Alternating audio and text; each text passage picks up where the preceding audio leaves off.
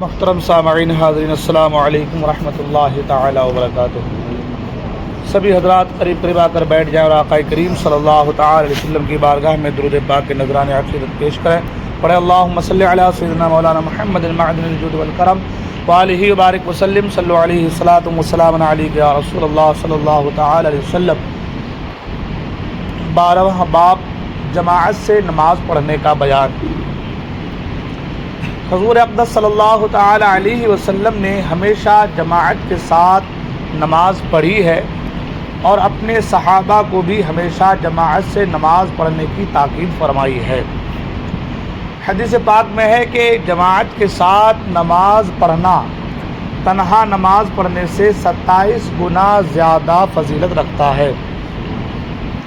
جماعت سے نماز پڑھنا اسلام کی بڑی نشانیوں یعنی شعائر اسلام میں سے ہے جو کسی بھی دین میں نہ تھی۔ جماعت سے نماز ادا کرنے کی فضیلت اور جماعت کو ترک کرنے کی یعنی چھوڑنے کی وعید میں بہت سی حدیثیں وارد ہوئی ہیں۔ چند احادیث کو یہاں پر ذکر کیا گیا ہے۔ امام ترمذی نے حضرت انس رضی اللہ تعالیٰ عنہ سے روایت کیا کہ اللہ کے رسول صلی اللہ تعالیٰ علیہ وسلم ارشاد فرماتے ہیں کہ جو اللہ کے لیے 40 دن بعد جماعت نماز پڑھے اور تکبیر اولیٰ پائے اس کے لیے 2 آزادیاں دی جاتی ہیں۔ یعنی جو 40 دن بعد جماعت نماز پڑھے کس کے ساتھ؟ تکبیر اولیٰ کے ساتھ 40 دن بعد جماعت نماز پڑھے تو فرمایا کہ اس کے لیے 2 آزادیاں لکھ دی جاتی ہیں، ایک نار یعنی جہنم سے اور دوسری نفاق سے۔ اگر اس حدیث پر غور کریں تو بہت سارا معاملہ کھل کر سامنے آ سکتا ہے کہ اللہ کے رسول صلی اللہ علیہ وسلم نے ایک نار کا ذکر کیا اور ایک نفاق کا ذکر کیا۔ نفاق جو ہے یہ بہت بری چیز ہے۔ نفاق جو ہے اس کو معمولی چیز نہ سمجھا جائے، یہ بہت بری چیز ہے۔ جیسا کہ میں نے پہلے بھی کہا تھا کہ قرآن مجید جب ہم شروع کرتے ہیں پڑھتے ہیں تو اسٹارٹ کی کچھ آیتیں ایمان کے تعلق سے ہیں، ہے نا، کچھ 2-3 آیتیں کافروں کے تعلق سے ہیں، اس کے علاوہ کنٹینیو قریب 20 سے 23 آیتیں وہ سب منافقوں کے لیے ہے نا۔ تو جو نفاق ہے یہ بہت بری چیز ہے۔ نفاق کا معنی کیا ہوتا ہے؟ نفاق کا معنی یوں سمجھ لیں کہ آدمی آپ کے سامنے بالکل اچھا بن کے رہے اور آپ کے پیچھے آپ کی برائی کرے، ہے نا، اسی کا نام نفاق ہے اور ایسے آدمی کو منافق کہا گیا ہے۔ اب اس میں بہت ساری چیزیں ہو سکتی ہیں، جیسے کہ سرکار کے زمانے میں کچھ لوگ تھے منافق تھے تو وہ حضور کے سامنے اچھا بن کے رہتے تھے، حضور کے پیچھے برائیاں کرتے تھے، اسلام کی برائیاں کرتے تھے، حضور کی برائیاں کرتے تھے، وہ منافق ہے۔ آج کے دور میں بہت سے ایسے لوگ ہیں ہمارے ساتھ جن کے چہرے ہمیں سمجھ میں نہیں آتے ہیں، سامنے رہیں گے بالکل ایسا کہ متقی پرہیزگار تقویٰ شعار، اس سے بہتر آدمی کوئی ملنے والا نہیں ہے، اور وہی انسان آپ کے سامنے آپ کی بڑی تعریفیں کر رہا تھا، تعریفوں کے پل باندھ رہا تھا اور پیٹھ کے پیچھے آپ کی برائیاں کرتا پھر رہا ہے، تو یہ منافق ہے۔ قرآن نے کہا ان المنافقین فی الدرک الاسفل من النار، کہ بے شک جو منافق ہیں وہ جہنم کے گڑھوں میں سب سے نچلی گڑھے میں رہیں گے، سب سے نچلے طبقے میں رہیں گے۔ تو اللہ کے نے فرمایا کہ جب آدمی با جماعت 40 دن تکبیر اولیٰ کے ساتھ نماز پڑھ لیتا ہے اللہ تعالیٰ 2 آزادیاں لکھ دیتا ہے، ایک جہنم سے، ہے نا، ایک جہنم سے آزادی اور ایک نفاق سے آزادی۔ تو نفاق سے آزاد ہو جانا یعنی منافقت سے ہٹ جانا وہ ایمان والا ہے۔ منافقت کا اپنے دل سے نکل جانا ایمان کی نشانی ہے، یعنی جس کے دل میں منافقت ہوں گی ایمان خالص نہیں ہوگا، اور خالص ایمان جب ہوگا تو منافقت نہیں ہوگی۔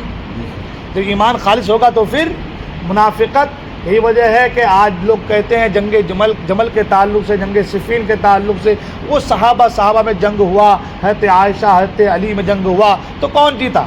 سوال یہ ہوتا کون جیتا؟ بھائی جب جنگ ہوتی ہے تو کہتے ہیں کوئی نہ کوئی تو جیتتا ہے نا، تو کون جیتے؟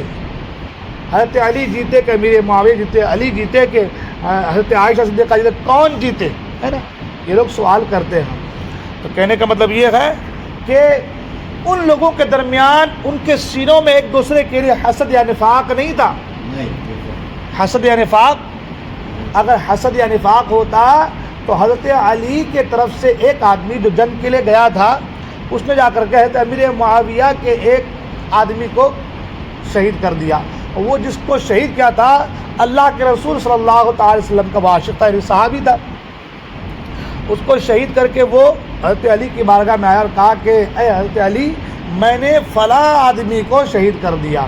تو حضرت علی نے کہا کہ اے فلاں, تیری ماں تجھ پر روئے.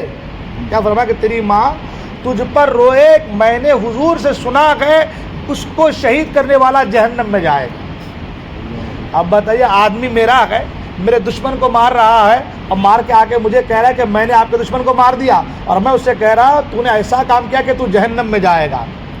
ہاں, تو کیا میرے کے لیے میرے دل میں نفرت ہے؟